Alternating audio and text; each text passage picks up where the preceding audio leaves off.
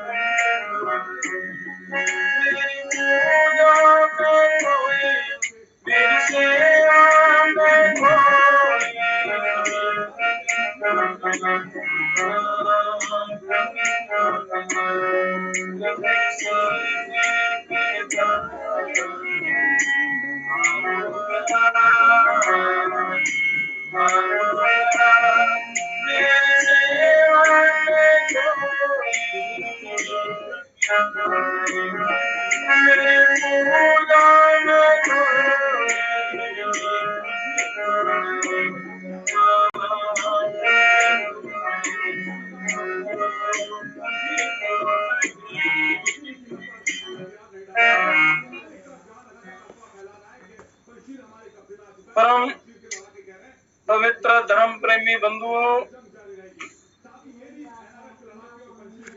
आत्म ज्ञान जिज्ञासुओं और राम और कृष्ण की आत्माओं, गुरुओं की वंदना, गणेश की वंदना के बाद भगवती की वंदना बहुत आवश्यक होती है, क्योंकि ये सृष्टि का जो क्रम है, नियम है, उसके अनुसार यदि आप साधना करते हैं तो 100% आपको उसका पूरा लाभ मिलेगा। उसके लिए गुरुओं की आवश्यकता होती है, क्योंकि चित्त जो है ये अनघड़ है, इसको घड़ना पड़ता है, इसको पवित्र बनाना पड़ता है, शुद्ध करना पड़ता है, मार्गदर्शन करना पड़ता है। जिन मनमाना आचरण करता है तो उसके लिए अनेक प्रकार के साधन शास्त्रों में बताए हैं। शास्त्र ज्ञान का साधन है, ऋषि मुनि संत लोग, गुरु लोग, सन्मार्गदर्शन का साधन है, ज्ञान की प्राप्ति का साधन है। तो मनुष्य को इस समय का, इस दुर्लभ मनुष्य शरीर का पूरा लाभ लेना है, इसको बर्बाद नहीं करने देना है। तो गणेश जी की वंदना, गुरु जी की वंदना, गणेश जी की वंदना के बाद अब सरस्वती वंदना, क्योंकि ये बल बुद्धि विद्या ज्ञान की अधिष्ठात्री देवी हैं। तो संगीत से योग की सिद्धि बड़ी जल्दी होती है, पर ऐसा संगीत जो ईश्वर से जुड़ा हुआ हो, आध्यात्मिक संगीत जो है, ये आहत नाद और अनहद नाद, अनाहत नाद, अनाहत नाद जो अपने आप चलता है अंदर शरीर के अंदर, अनंत काल से चलता रहा है। जब से सृष्टि प्रारंभ हुई है तो प्रभु ने ऐसा सिस्टम बना के रखा है कि उसी नाद से ही सारी सृष्टि पैदा होती है, उसी से चलती है, उसी में लीन हो जाती है। शरीर के अंदर भी वो नाद चलता रहता है। एक आहत नाद है, अनाहत नाद है। आहत नाद है जैसे ये बजाने से बजता है, किसी सहयोग से बजता है, पर अनाहत नाद जो है, अनहद नाद जिसकी कोई हद नहीं है, वो अंदर चल रहा है, वो कण कण में व्याप्त है। तो उनकी देवी भगवती सरस्वती की वंदना करते हैं।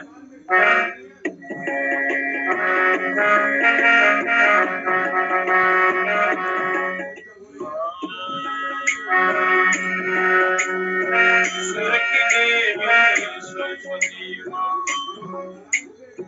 सुर की देवी सरस्वती माँ, सुर का ज्ञान सिखाने माँ, है प्यारा इस हृदय में सुर का दीप जलाने, सुर का दीप जलाने, सुर की देवी सरस्वती माँ।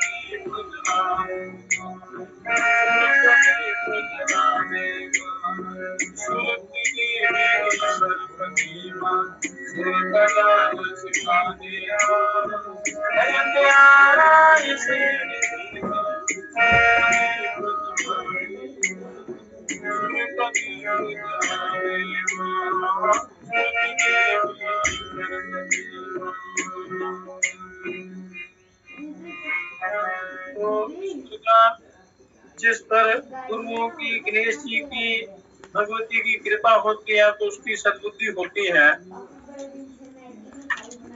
उसको सद्बुद्धि प्राप्त होती है। सद्बुद्धि होगी तो तभी इस जीव का उद्धार होता है। इसलिए बुद्धि की प्राप्ति के लिए मनुष्य प्रार्थना करता है, शुद्ध आहार करता है। आहार शुद्धो सत्व शुद्धि, सत्व शुद्धो ध्रुवा स्मृति। आहार की शुद्धि से सत्व की शुद्धि होती है, स्मृति ध्रुव होती है और मनुष्य ब्रह्म की प्राप्ति कर लेता है। ओम श्री राम लाल महाप्रभुवे नमः। श्री राम सिद्ध योगेश्वराय नमः। श्री राम लाल ब्रह्मणे नमः।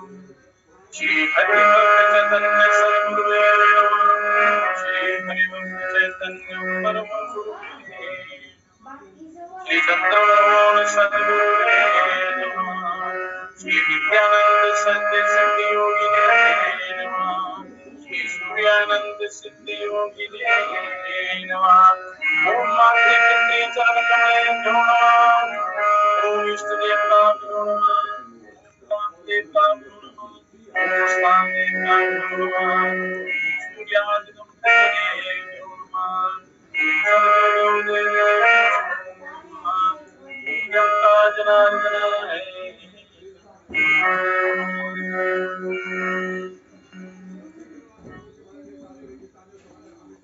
परम पवित्र बंधुओं, जब तक चित्त वश में नहीं होगा या नहीं होता है तब तक ईश्वर की प्राप्ति संभव नहीं होती, क्योंकि चित्त माया की तरफ ले जाता है, भटकाता है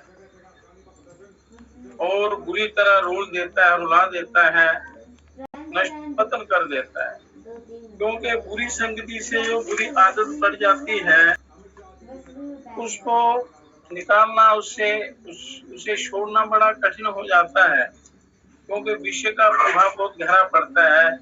मनुष्य ज्यादा संगति, सत्संगति नहीं करता, विषय विकारों की संगति में ज्यादा रहता है, तो इसलिए उनका प्रभाव उस पर ज्यादा चढ़ता है। एक तो जन्म जन्मांतर का अभ्यास होता है उन पर, पिछले जन्मों का जो पूर्वाभ्यास है अनेक योनियों का, तो उसके अंदर भरा रहता है। तो मनुष्य जन्म लेकर मनुष्य को उन कर्मों को साफ करना होता है, उनका निवारण करना होता है, तो वो होता है, इसीलिए मनुष्य जन्म मिलता है। तो वो उसका निवारण, पापों का निवारण जो है अच्छी संगति से होता है, साधना से होता है, तपस्या से होता है। उसके लिए योग, विद्या, भक्ति, अनेक प्रकार के साधन हैं, यज्ञ, योग, अनुष्ठान इत्यादि, जप, तप, अच्छी संगति। मतलब इतना भी कोई विद्वान क्यों ना होगा या उसकी अगर संगति अच्छी नहीं होगी तो उसका पतन निश्चित है, वो कल्याण नहीं हो सकता।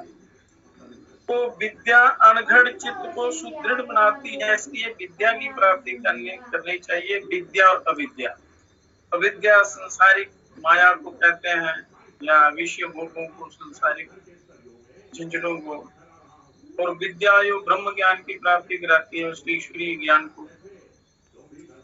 तो विद्या अनघड़ चित्त को सुघड़ बनाती है, अच्छा बनाती है, पवित्र बनाती है और चिंतन की, व्यवहार की दिशा धारा उसका सुनियोजन करती है कि सही दिशा में वो लगा देती है विद्या। फिर उस जीव का पतन नहीं होता। अगर विद्या की प्राप्ति के बाद भी मनुष्य को अच्छी संगति का अनुसरण करते रहना चाहिए। श्रवण, मनन, निधिध्यासन, ये अच्छा श्रवण, फिर अच्छा चिंतन, फिर अच्छा अभ्यास, अच्छे गुरुओं की कृपा से वो सारा ज्ञान मिलता है, तो उस पर चल के आपका कल्याण हो सकता है। तो वेद शास्त्र बार बार यही कहते हैं, मनुष्य को सावधान करते हैं कि धर्म का अनुसरण करो, उस मृत्यु रूपी संसार सागर से बचने का उपाय करो, पूर्ण सामर्थ्य आपके पास है। तो मनुष्य की अनगढ़ता जो है ये जन्मजात है, गलतियां करते जाते हैं, फिर सारी भूलते जाते हैं, क्षमा करते रहते हैं, फिर गलतियां करते हैं, फिर क्षमा करते हैं, सोचते हैं कि केवल क्षमा बोलने से वो अपराध क्षमा हो जाते हैं। ऐसी बात नहीं है। उसके लिए मनुष्य को अपने आप को सुदृढ़ बनाना है, पवित्र बनाना है, सदाचारी बनाना है और ईश्वर की आज्ञा का पालन करना है, गुरुओं की आज्ञा का पालन करना है। केवल मनुष्य की अनगढ़ता ये जन्मजात है और अन्य आहार पोषण की तरह उसे विद्या की भी बड़ी आवश्यकता होती है। विद्या सर्वोपरि है। जैसे जीवन के लिए आहार, जल, पानी की बड़ी आवश्यकता, जल की और अन्न की बड़ी आवश्यकता होती है, आहार की आवश्यकता होती है और भी वस्तु की आवश्यकता होती है। तो उसी प्रकार चित्त को सुदृढ़ पवित्र बनाने के लिए ज्ञान की आवश्यकता होती है, अच्छी संगति की आवश्यकता होती है और विद्या की आवश्यकता होती है। इसलिए उसको प्राप्त करने का यथाशक्ति यत्न करना चाहिए ताकि उसका विकास श्रेष्ठ मनुष्य के रूप में हो सके, सही आदमी बन सके, सही मनुष्य। सही मनुष्य जब तक आप नहीं बनेंगे तब तक आप ना कोई साधना कर सकते हैं, ना संसार का सुख भोग सकते हैं, ना ही उस पर ईश्वर की प्राप्ति हो सकती है। तो अच्छी संगति करेंगे तो इन विषयों से छुटकारा हो सकता है, बुराइयों से छुटकारा हो सकता है। परम पवित्र आत्माओं सदा पवित्र होने की चेष्टा करते रहना चाहिए। बुरी संगति का सदा के लिए त्याग कर देना चाहिए, चाहे कोई अपना ही क्यों ना हो, कोई कितना ही करीबी क्यों ना हो। यदि उसकी संगति अच्छी नहीं है तो तुरंत छोड़ दो, नहीं तो पतन के गर्त में वो डाल देगी। फिर वहां से निकलना बड़ा मुश्किल हो जाएगा, फिर वही कीट पतंग आदि योनियों में जाना पड़ेगा और वो दुख भोगने पड़ेंगे, आवागमन का चलता रहे। तो वशिष्ठ जी ने राम को एक भयंकर वन में विचरण करने वाले उन्मत्त आंखों देखा विवरण सुनाया। वशिष्ठ जी और राम जी का संवाद चल रहा था। उनके संवाद जो हुआ है उसको योग वशिष्ठ कहते हैं। योग वशिष्ठ में बड़ा दिव्य ज्ञान वहां वर्णित है उसमें। तो वशिष्ठ जी ने राम जी को बताया उस अनघड़ व्यक्ति को, उन्मत्त व्यक्ति को, उन्मत्त आंखों देखा है। तो वह देखने में तो बड़ा चंगा लगता था, अच्छा लगता था, पर उसकी गतिविधियां ऐसी थी, उसका चरित्र ऐसा था, उसकी चाल ऐसी थी, उसका कर्म ऐसा था, जिसे देखकर उसे विक्षिप्त ही कहा जा सकता था कि ये विक्षिप्त है, पागल है, उन्मत्त है। ऐसे देखने सुनने का तो ठीक था, उसकी हरकतें, उसका कर्म, उसका जो व्यवहार था वो बड़ा खराब था। रास्ते और पगडंडियों का व्यतिक्रम करके जहां तहां विचरता रहता था, उल्टे सीधे मार्ग से और आंधे सीधे मार्ग बनाता चलता और उनमें चलकर अपने वस्त्र और शरीर को फाड़ लेता। मतलब बिना किसी मार्गदर्शन के, जैसे मनुष्य बिना मार्गदर्शन के विषय भोगों के पीछे पड़ा रहता है, राग द्वेष में पड़ा रहता है, लड़ाई झगड़े में पड़ा रहता है, एक दूसरे को दुख पहुंचाने में लगा रहता है। तो पैरों में कांटे लग रहे थे फिर भी अपने को बुद्धिमान मानता और किसी के परामर्श को नहीं स्वीकारता, अहंकार वश नहीं स्वीकारता। वही हाल मनुष्यों का है, सभी मनुष्यों का। यो वशिष्ठ जी राम जी को बता रहे हैं एक उन्मत्त का हाल। तो यहाँ संसार में सभी उन्मत्त ही हैं, ना वो गुरुओं की बात मानता है, ना शास्त्रों की मानता है, मनमाना आचरण करता, उसे कभी भय चिंता से नींद नहीं आती थी। भय चिंता संताप सताता रहता। कोई भी मनुष्य जब कोई गलती करता है, चोरी करता है, कोई पाप करता है, तो उसके हृदय में एक भय बन जाता है। वो भय जो है वो पतन का कारण बनता है, वो जन्म मरण के चक्र में डाल देता है। तो भय होता है यदि आपने कोई गलतियां की हो, बुरे कर्म किए हो, मर्यादा के विरुद्ध काम किया हो, तो उसका बहुत बुरा हाल। कभी अपने को राजा मानकर लंबी नींद से सोता, और कटैली झाड़ियों के क्षेत्र में उसे भूख प्यास सहनी पड़ती, और जब भी आता तो केलों के क्षेत्र में निकल जाता। उस उन्मत्त का हाल बता रहे हैं। शीतल वातावरण का लाभ लेता और फलों से पेट भर लेता और पानी पी लेता, तो अपनी स्थिति पर उसे असंतोष भी ना होता। ऐसी स्थिति पर भी वो उससे दुखी नहीं होता, संतोष नहीं होता। आए दिन रोने गाने के गोरख धंधे में ही वे उलझा रहा। मतलब लड़ाई झगड़े संसार के गोरख धंधे में, रोने में, दुख भोगने में लगा रहता था। तो राम ने वशिष्ठ जी से पूछा कि हे प्रभु, वह उन्मादी कहाँ रहता है, वो कौन है, उसकी क्या पहचान है, उसका क्या नाम है, क्या उसका कोई उपचार नहीं है, क्या कोई उसका इलाज नहीं है? तो वशिष्ठ जी ने कहा कि वह और कोई नहीं है, मनुष्य का अनघड़ चित्त ही है। मनुष्य का अनघड़ चित्त, जिसको ज्ञान नहीं है, जिसको कोई बुद्धि नहीं है, जिसका आचार विचार ठीक नहीं है, जो अनघड़ है, मनमाना आचरण करता है, और जो जाल में फंसे पक्षी की तरह फड़फड़ाता है, पर स्थिति से उभरने का मार्ग नहीं ढूंढ पाता, फड़फड़ाता है, दुख भोगता है। यही हाल मनुष्य का है।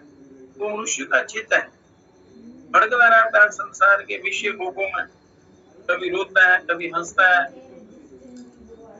कभी भयंकर कष्ट उठाता है, तो कभी कभी सुख का अनुभव करता है, पर उसका कल्याण नहीं होता, शांति नहीं मिलती। इस प्रकार मनुष्य का जो अनघड़ चित्त है, इसको घड़ना, इसको शुद्ध पवित्र बनाना, इसको संस्कार देना, ये परम कर्तव्य है। क्योंकि वो समय भी आपके पास है और सामर्थ्य भी है, शरीर जब तक है तब तक आप अपना कल्याण कर सकते हैं। तो इसलिए मनुष्य को ये बुरे कर्मों का त्याग करके सदा अच्छी संगति का अनुसरण करने का प्रयत्न करना चाहिए, और पूर्ण सत्य का सहारा लेना चाहिए। क्योंकि सत्य से पृथ्वी तपती है, सत्य से ये सारी त्रिलोकी चलती है, सत्य से ही सूर्य सबका पालन करते हैं, प्रकाश देते हैं, भोजन देते हैं, सब कुछ करते हैं। ब्रह्मा विष्णु महेश सत्य से ही सृष्टि का संचालन करते हैं, चलाते हैं। तो उस परिपूर्ण सत्य का यथावत मनुष्य को यथासंभव पालन करना चाहिए, अन्यथा कल्याण नहीं होता। तो पूर्ण सत्य की खोज ही हमारा लक्ष्य है। लक्ष्य क्या है? पूर्ण सत्य की खोज। तो यदि आपका मन विषय विकारों की तरफ जाए या उसमें लग जाए, तो फिर पूर्ण सत्य की खोज से मनुष्य वंचित रह जाता है, फिर 84 के चक्र में उसको गोते खाने पड़ते हैं, बड़ा भयंकर दुख भोगना पड़ता है। तो पूर्ण सत्य की खोज मनुष्य को करने का अभ्यास करना चाहिए। शास्त्रों में बड़ा ज्ञान भरा पड़ा है, वेदों में, उपनिषदों में और कई अन्य ग्रंथों में बड़ा गहरा ज्ञान है। गीता में, अगर गीता भी आप सही ढंग से सुन लें, पढ़ लें और उस पर चलें, तो उसके समान कोई ज्ञान नहीं है, पवित्र करने वाला, उद्धार करने वाला। इसलिए हर व्यक्ति को गीता का ज्ञान होना बहुत ही आवश्यक है, अन्यथा कल्याण होना संभव नहीं। तो कथा शुरू हुई थी, योग चित्त वृत्ति निरोधा। योग क्या है? चित्त की वृत्तियों के निरोध को। अब चित्त की वृत्तियों पर ही सारा ये ग्रंथ लिखा हुआ है, शास्त्रों में सारा ये चर्चा हुई है ऋषि मुनियों में। मनुष्य के कल्याण के लिए ये ज्ञान दिया गया है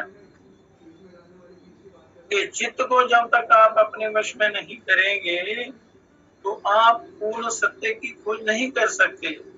आपके अंदर जो खजाना बंद है और उसको नहीं खुल सकता, फिर उसका लाभ नहीं मिलता। तो आपके उस हृदय में वो राम नाम रूपी खजाना अंदर भरा हुआ है, उसको आनंद ही आनंद है, पर वो खजाना खोलना पड़ता है।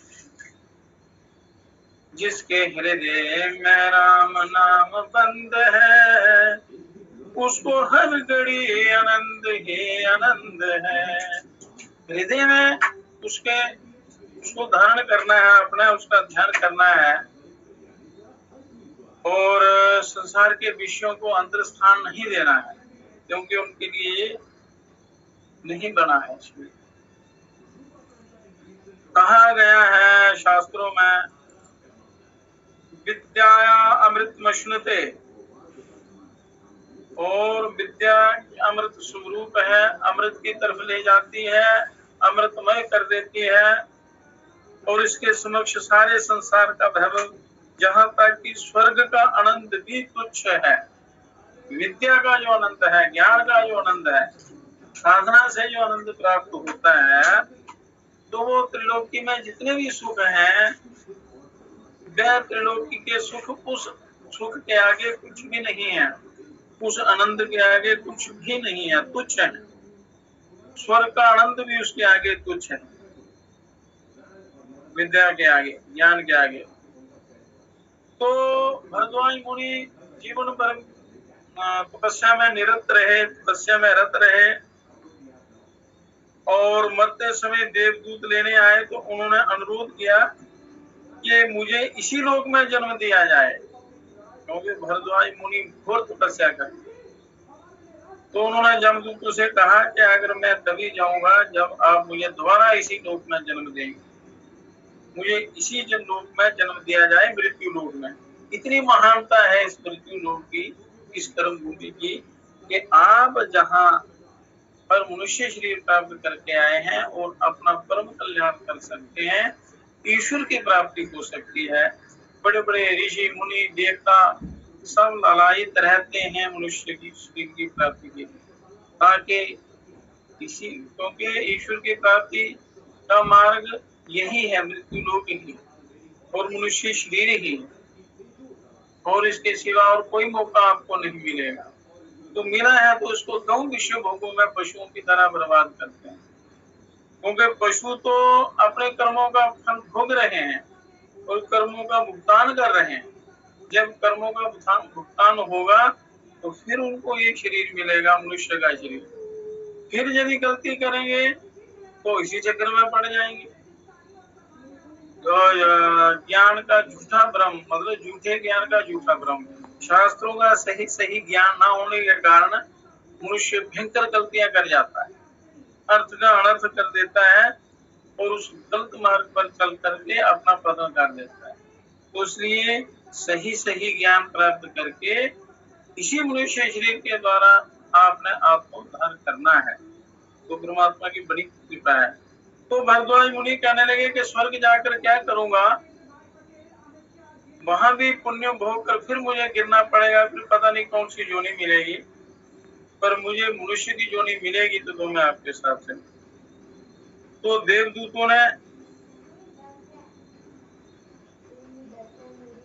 आश्चर्य से पूछा कि ताप का लक्ष्य स्वर्ग होता है, तो आपको मिल चुका है। वो जमदूत कहने लगे कि ताप का लक्ष्य है स्वर्ग, सुख की प्राप्ति के लिए की, तो आपको स्वर्ग मिल चुका है, फिर आप और मनुष्य जन्म दोबारा क्यों चाहते हैं? तब किस लिए? तो भरद्वाज जी ने कहा कि ज्ञान संचय के लिए मनुष्य जन्म जो है वो ज्ञान संचय के लिए मुझे मिलना चाहिए, क्योंकि ज्ञान के बिना कल्याण नहीं होता, ज्ञान और योग के बिना कल्याण नहीं होता। और पूर्ण सत्य तक पहुंचने के लिए अपनी विद्या की संपदा मेरे पास नहीं के बराबर है। वर्ष तप किया है, उसका फल स्वर्ग मिल गया है, पर ईश्वर की प्राप्ति के लिए, ब्रह्म ज्ञान की प्राप्ति के लिए, उस पूर्ण सत्य को जानने के लिए मेरे पास ज्ञान नहीं है, तो मैं स्वर्ग जाकर कैसे उनको प्राप्त कर पाऊं? तो इसी जन्म में कर सकता हूं। तो उसके लिए अभी मैं और भी अनेक जन्म तप करना चाहता हूं कि ब्रह्म ज्ञान की प्राप्ति के लिए, उस ईश्वर की प्राप्ति के लिए, पूर्ण सत्य को जानने के लिए मैं और तप करना चाहता हूं। तो स्वर्ग से ज्ञान बड़ा है, स्वर्ग तुच्छ है, ज्ञान से बड़ा कोई वस्तु नहीं है, कोई साधन नहीं है ईश्वर की प्राप्ति। तो स्वर्ग से सुविधा और ज्ञान से आनंद जो मिलता है, स्वर्ग से सुविधा और ज्ञान से आनंद मिलता है, तप से सुविधा मिलती है, और जब ज्ञान है तो वो आनंद मिलता है। तो आनंद ही लक्ष्य है मनुष्य का, परमानंद, आत्मानंद, ईश्वरानंद, ब्रह्मानंद, वही है। तो इसलिए ज्ञान ऐसा होना चाहिए, निरहंकारी ज्ञान, मतलब अहंकार रहित जो ज्ञान है। अगर ज्ञान हो गया और अहंकार हो गया तो सारा ज्ञान नष्ट हो जाता है।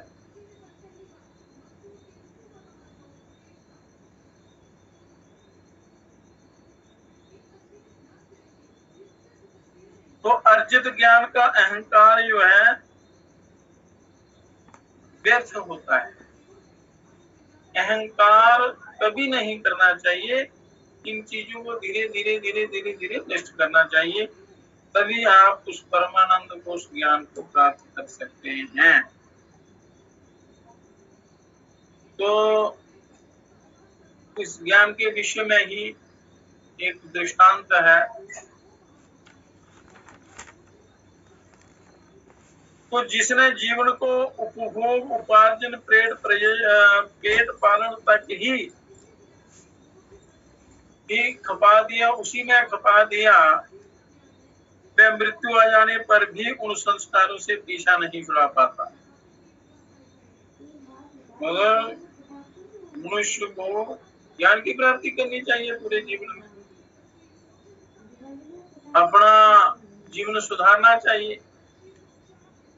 पर जिसने जीवन को केवल विषय भोगों में ही नष्ट कर दिया, कमाने खाने में ही खपा दिया, और अपने उद्धार की नहीं सोची, माया से मोह किया, फिर फंसा रहा। और माया से मोह करना बड़ा खतरे से खाली नहीं होता, भयंकर दुख कष्ट सपेड़े पड़ते हैं और भयंकर संताप मिलता है, उद्धार नहीं होता, कल्याण नहीं होता। सारा जीवन विषय भोगों में खपा दिया, कमाने खाने पेट भरने में खपा दिया, मृत्यु आने पर भी वो संस्कार पीछे लगे रहते हैं, फिर वो जन्म जन्मांतर चलते रहते हैं।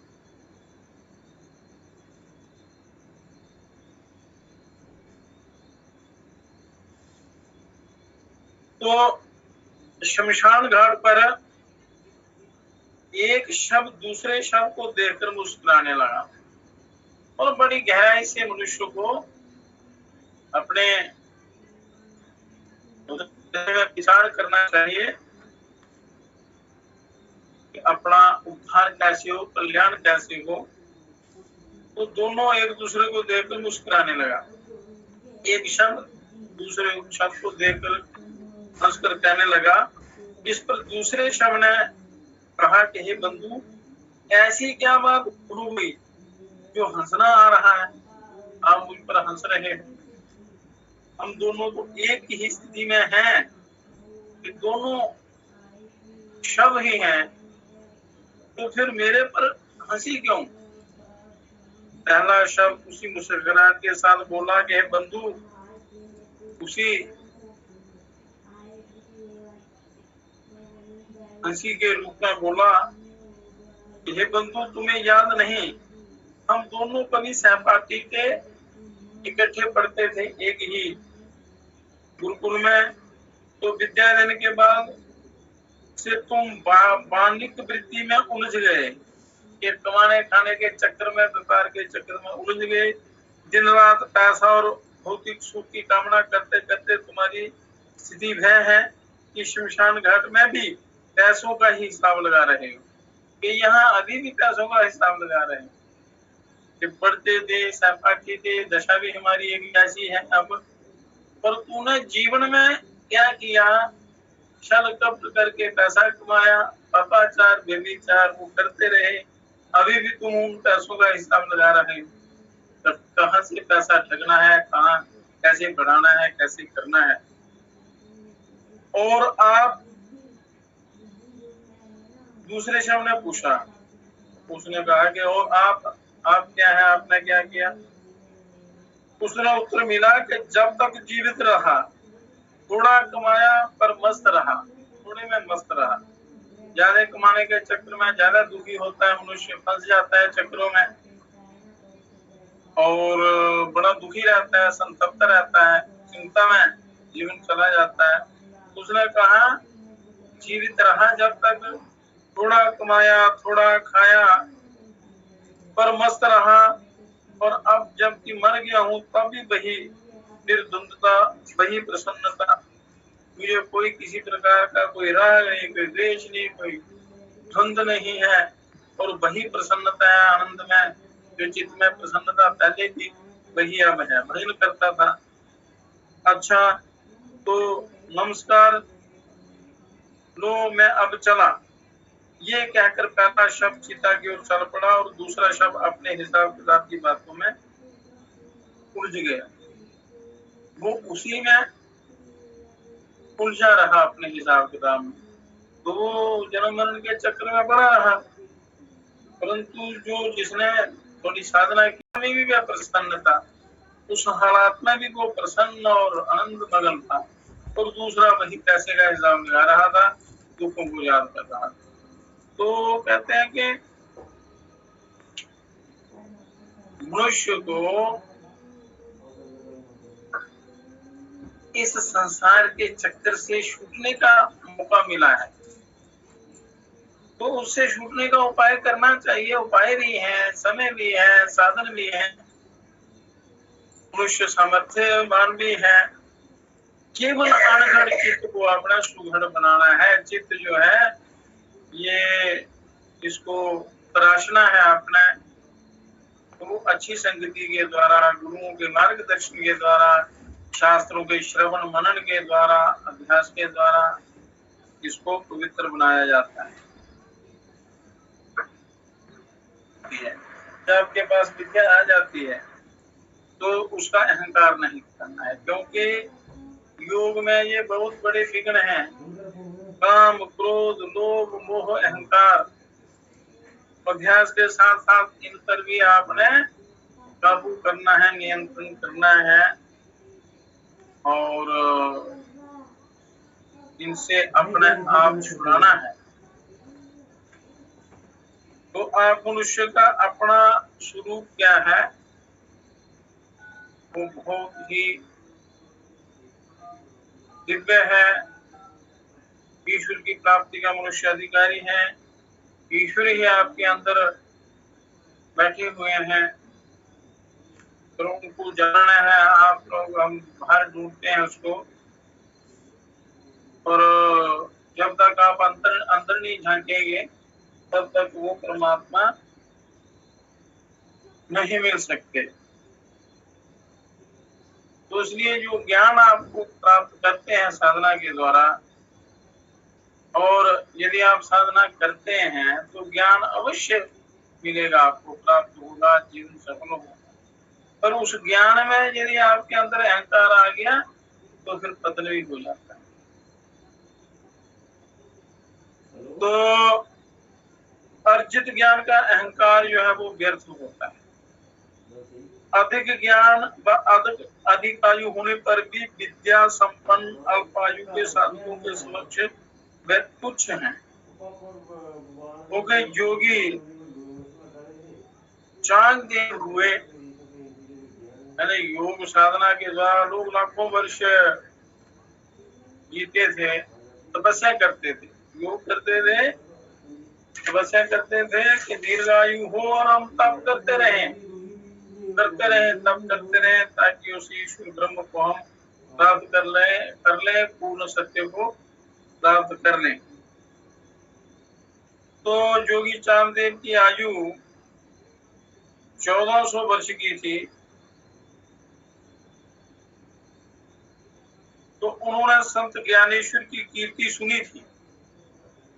मतलब संतों की कीर्ति, ऋषि मुनियों की कीर्ति, भगवान की लीलाओं का वर्णन, ये सुनने से क्या होता है, वो ज्ञान आपके जीवन में काम आता है। यही घटनाएं ऐसी होती हैं कि वो ज्ञान यदि सुना हो तो वो वहां काम देता है, आपके कल्याण में सहायक होता है। इसलिए कहते हैं कथा कीर्तन श्रवण मनन निधिध्यासन संतों का संग, गुरुओं की सेवा, उनसे ज्ञान की प्राप्ति मनुष्य को करनी चाहिए। कोई साधन नहीं छोड़ना चाहिए। पर मनुष्य 24 घंटे निंदा चुगली चक्कर में झूठे उन्माद में फंस कर अपना जीवन बर्बाद कर देते। तो उन्होंने संतों की कीर्ति सुनी थी, सोचा उन्हें पत्र लिखें। प्रश्न आ खड़ा हुआ संबोधन का।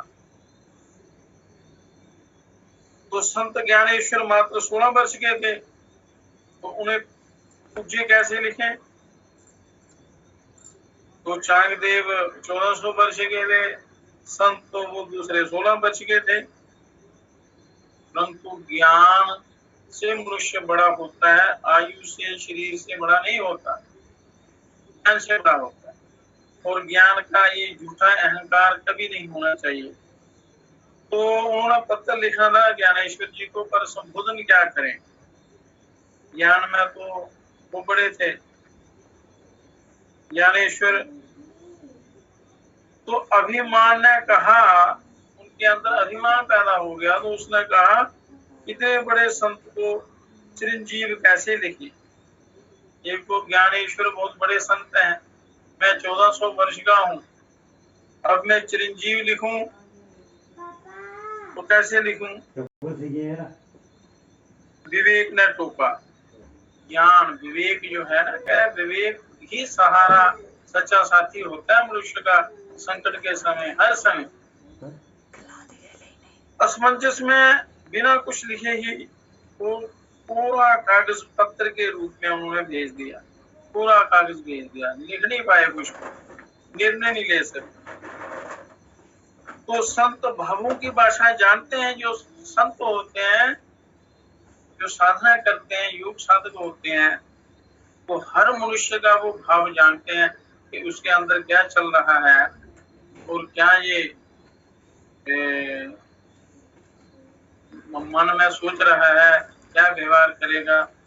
तो संत वो भाषा जानते हैं, तो उन्होंने पूरा कागज भेज दिया। पूरे कागज का अर्थ समझ गए संत ज्ञानेश्वर, समझ गए।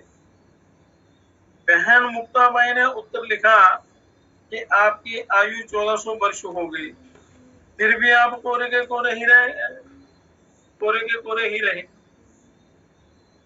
पूरा पत्र भेजने के से उन्होंने ये तात्पर्य निकाला कि 1400 वर्ष आपने तप किया, इतनी आयु होगी, फिर कोरे के कोरे रहे। तो मनुष्य जो है, मनुष्य जन्म पाकर कुछ भी नहीं करता है, फिर कोरे का कोरा रह जाता है। तो चांगदेव को लगा कि भूल हुई, मिलने चल पड़े। तो सिद्ध बल दिखाने के लिए शेर पर सवारी, सांप का चाबुक बनाया। ज्ञानेश्वर समझ गए कि अभिमान गया नहीं है।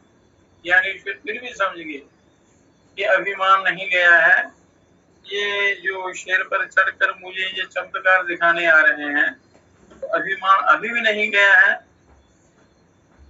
तो अगवानी के लिए जिस पत्थर पर बैठे थे संत ज्ञानेश्वर, उसे ही चलने की आज्ञा दी। क्योंकि अभिमान को काटने के लिए उससे डबल वो करना पड़ता है। तो उन्होंने क्या किया कि उस पत्थर को ही आज्ञा दी कि वे चल, और पत्थर चला। पत्थर चलता देखकर चांगदेव को बोध हुआ, उसको ज्ञान हुआ कि मैं बड़ा भारी मूर्खता कर दी है। जानवरों को वश में करने वाले से जड़ पदार्थों को वश में करने वाला श्रेष्ठ है। जानवर तो फिर भी चेतन होता है, वो समझता है, सुनता है, हर चीज करता है, पर पत्थर तो जड़ है। तो पत्थर को चेतन करना तो ये तो बहुत भारी तपस्या योग बल का ये काम है, कार्य है, ऐसे नहीं हो सकता।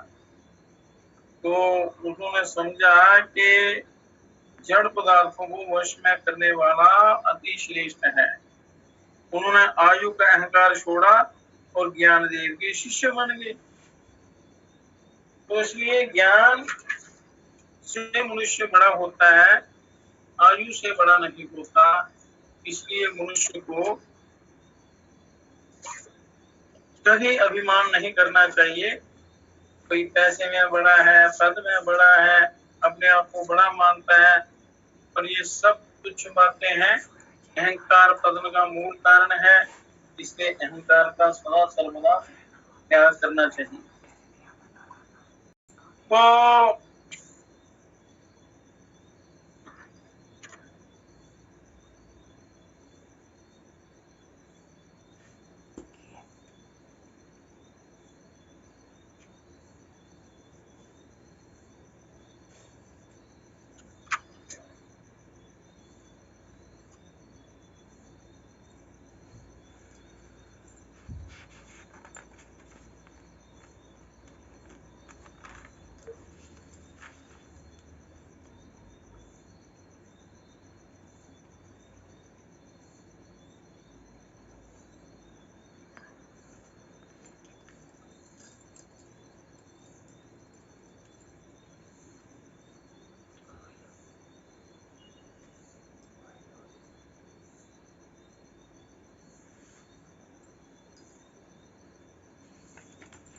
मनुष्य के शरीर के अंदर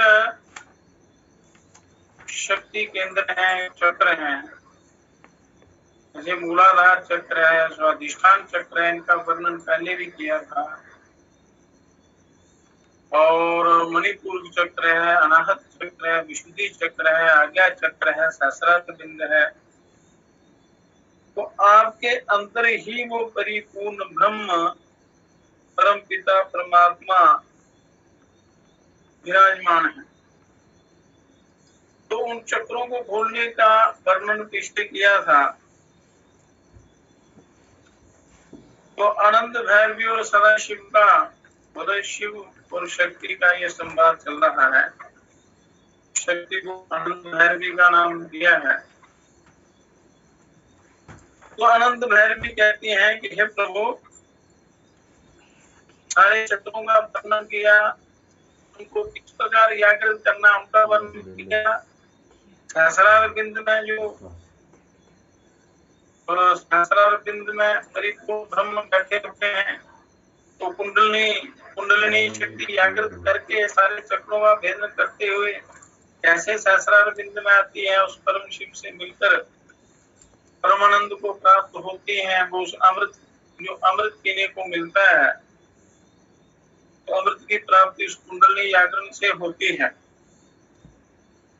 पर वो कुंडलिनी जागरण बिना गुरुओं के मार्गदर्शन के बिना नहीं हो सकता। तो आनंद भैरवी जी कहते हैं कि अब मैं इन सब का वर्णन किया है। सहस्रार बिंद में गोलोक धाम भी है, वहां सनातन कृष्ण निवास करते हैं। तो हे नाथ, अब श्री कृष्ण के साधनों में सर्वोत्तम साधन कहती हूँ, जिसे क्रम से करने से श्री कृष्ण में भक्ति होती है तथा काल समूह वशवर्ती हो जाते हैं। श्री राम कृष्ण शिव उसी परिपूर्ण ब्रह्म के ही ये साकार रूप है, ब्रह्म ही है। में कोई अंतर नहीं है। मेरे प्रभु, अब मैं श्री कृष्ण जी की भक्ति के विषय में बताते हूँ। ऐसा करने से मेरे चरण कमलों में भक्ति होती है, इसमें संशय नहीं।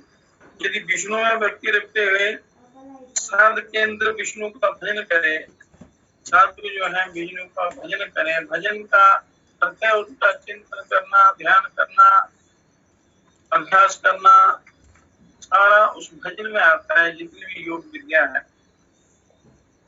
हे नाथ, मेरा भक्त हो जाए पर वह साधक इस पृथ्वी तल में शिव तुल्य हो जाता है, क्योंकि बिना भगवती की आज्ञा, बिना उस महाशक्ति की कृपा के उसका मनुष्य को परमात्मा नहीं मिलते। तो उनकी प्राप्ति के लिए उनकी आज्ञा का पालन, उनकी शरण में जाना पड़ता है। उसी महामाया की शरण में जाने से वो परमात्मा से मिला देती है। श्री कृष्ण जगदीशम त्रिजगमानंदमोक्षात्मकं संपूर्णं त्रिगुणातीतं गुणधरं सत्त्वादिदेवं परमं लिंगादस्थिति राज्यपाल पुरुषं पंचाननं स्थापिनं श्री विष्णु पदं जनो यदि भजे लोकं सा शक्तिं सुखी। क्रिया योग के द्वारा तो स्वाध्याय, ईश्वर प्रणिधान, इन तीनों का अनुष्ठान जो है वो क्रिया योग कराता है। तो क्रिया योग से मनुष्य सिद्ध योग की तरफ होता है, और सिद्ध योग साधना के द्वारा ब्रह्म को मनुष्य प्राप्त।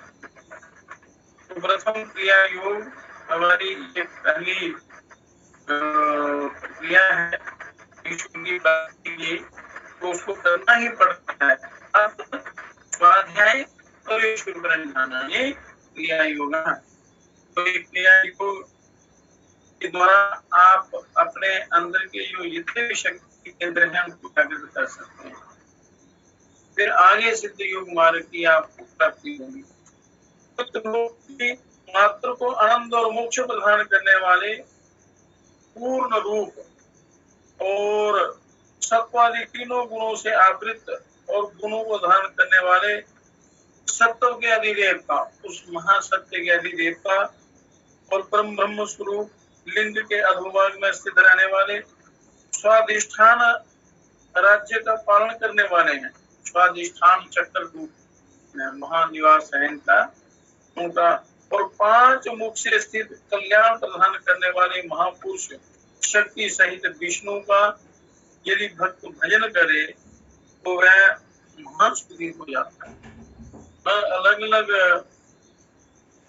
ये साधनाओं के वर्णन है, तो कोई एक भी साधना मनुष्य करे, किसी न किसी रूप से मनुष्य अपने कल्याण के मार्ग पर चले।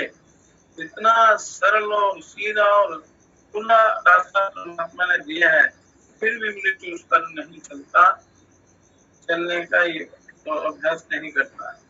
आदो कामं त्रिसर्गं तुम धनु कुलभदूनियतं कामबीजं त्रिसर्गाः श्रीकृष्णं वारयुग्मं प्राणं युगलकम् अहं चन्द्रिकाकाशयुक्तं ब्रह्मद्वन्द्वं भजामि प्रकृति पुरुषिकां कामने तत्परे च भूयो भूयो भजामि श्रवणानलयनं भन्निनायावि लग्नम्।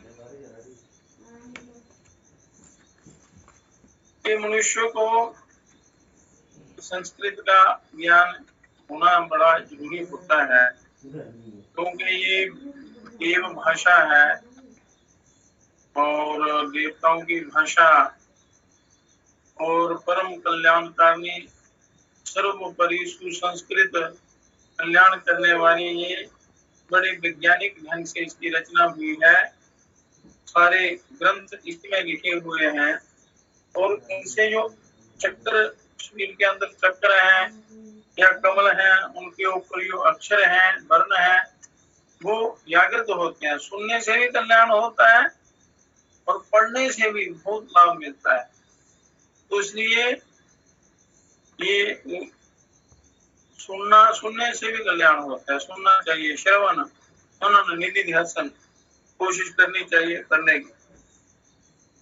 प्रथम त्रिसर्ग युक्त काम कुलवधु से संयुक्त काम बीज और विसर्ग रूप राधा के सहित पुरानी युगल चंद्रिका से व्याप्त आकाश में निवास करने वाले काकनी रूप प्रकृति रूपी और प्रकृति रूपी स्त्री से संयुक्त ब्रह्म द्वंद्व श्रवण ऊ में मिला हुआ गलियनम ऊ में मिला हुआ आ उम ओम का जो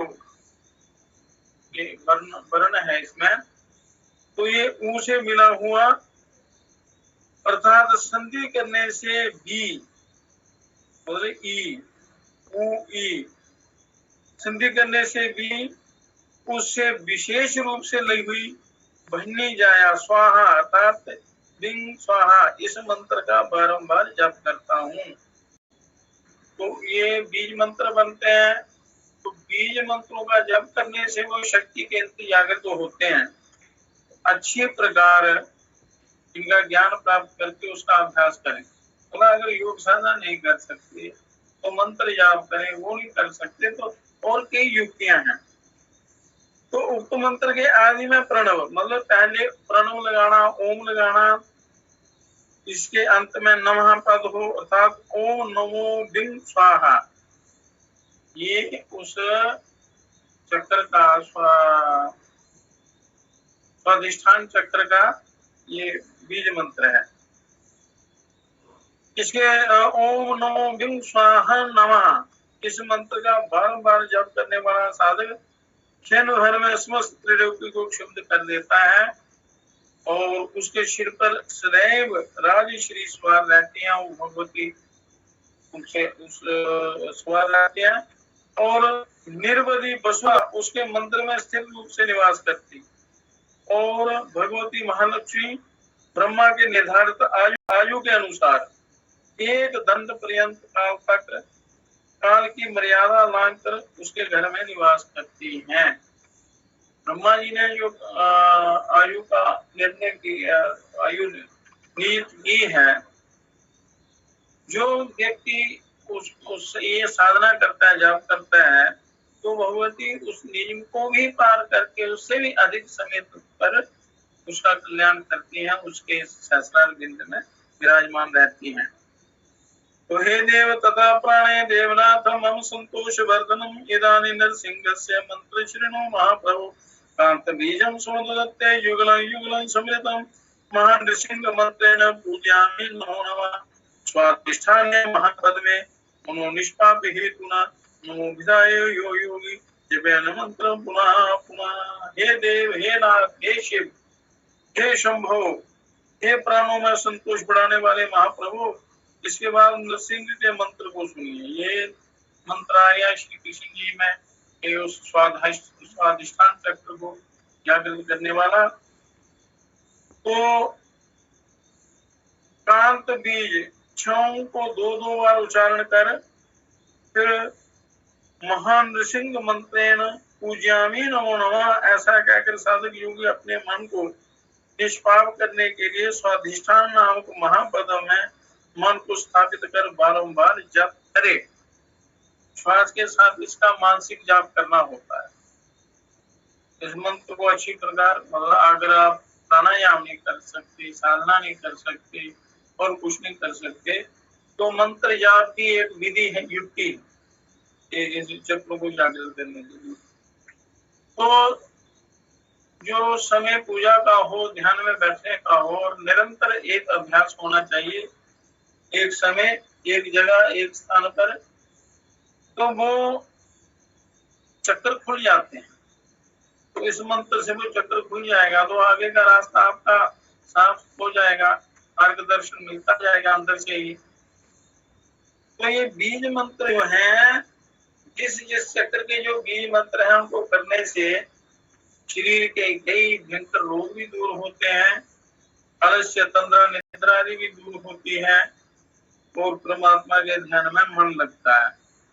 तो आप कैसे एक एक करके मूलाधार से लेकर सहस्रार बिंद तक कैसे चक्रों को खोलना है और उनके क्या क्या बीज मंत्र हैं, कौन कौन उनके देवता हैं और कब इनकी साधना की जाती है, कैसे की जाती है, और ओम के साथ कैसे जाप करना है, प्राण के साथ किस प्रकार इन चक्रों का अध्ययन करना है, बीज मंत्रों, प्राण के साथ बीज मंत्र का उच्चारण कैसे करना है, ये विधियां युक्तियां जो हैं वो कल बताएंगे। तो राशियों के अनुसार ये साधना होती है कि जिस भी मंत्र की साधना करनी हो, कोई भी मंत्र हो, पर वो अपनी राशि के अनुकूल होना चाहिए।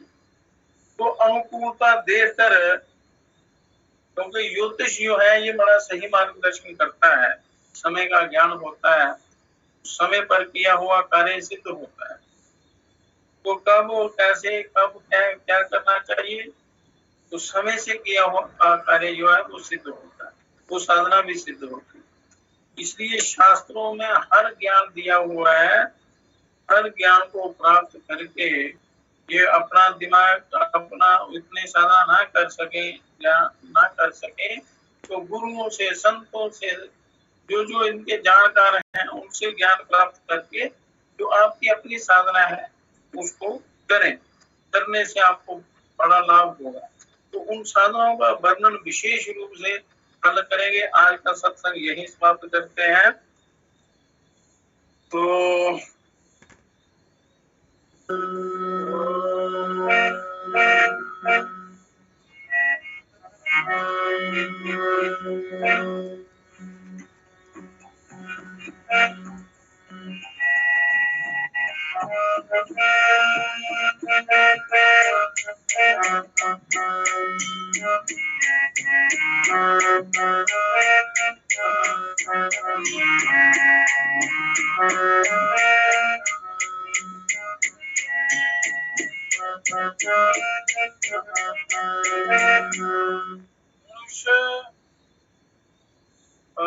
मोह की निद्रा में सो रहा है और अपने जाने की तैयारी नहीं कर रहा है, क्योंकि ये सोचता है कि मुझे यहीं रहना है, वापस नहीं जाना है, पर वापस तो जाना ही पड़ेगा। या तो खुद तैयारी करके तो स्वयं तैयार हो जाना चाहिए।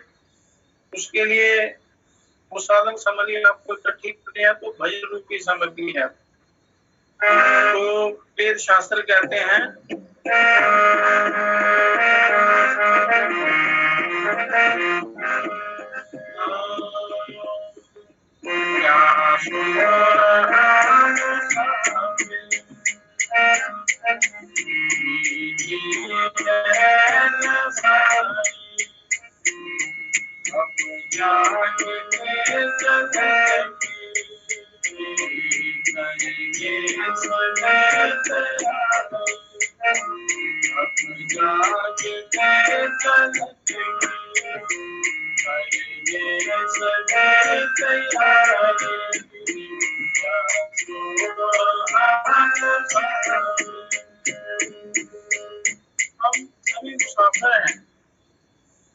और ये मुसाफिर खाना है, पता नहीं कब जाना पड़े, जाना तो है ही, तो जाने की तैयारी कर लेते हैं। तो मोह रूप की निद्रा में, विश्व भोग रूप की इस निद्रा में मनुष्य को अपना जीवन नहीं गंवाना चाहिए। अब जाग के चलन की कर ले सभी तैयारी, प्राण के रूप कब उड़ जाएंगे कोई पता नहीं, तो हमेशा तैयार रहना चाहिए। मतलब हमेशा आपको अच्छी सोच रखनी है, अच्छा करना है, अच्छा तप करना है, ताकि आपका आगे भी कल्याण हो।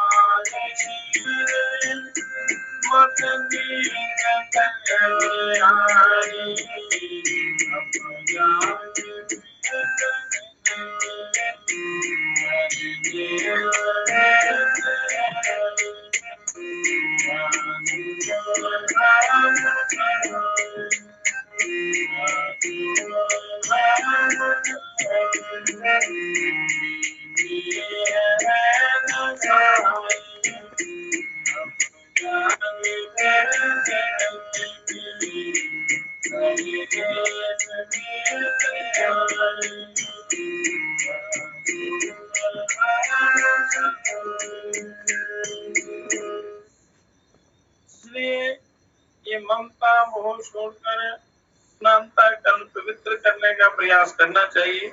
गृहस्थ में रहकर भी आप कर सकते हैं, तो इसलिए कोशिश करनी चाहिए। हे परम पिता, हे विश्व पिता, हे राष्ट्र पिता, हे जगदाधार, हे करुणामय दीन दयालो, पूर्ण गुरो हे अपरंपार, हे महेश अब श्री कृपा कर, हमें दीजिए योग विचार, मानवता के प्रेरक मंगल, नाथ करे सुखमय संसार। हे परम पिता हे विश्व पिता, हे राष्ट्रपिता हे जगदाधार, हे राष्ट्रपिता हे जगदाधार। सबका कल्याण हो, परस्पर प्रेम हो, सभी कर्तव्य परायण हो। ओम हर हर हरि हर।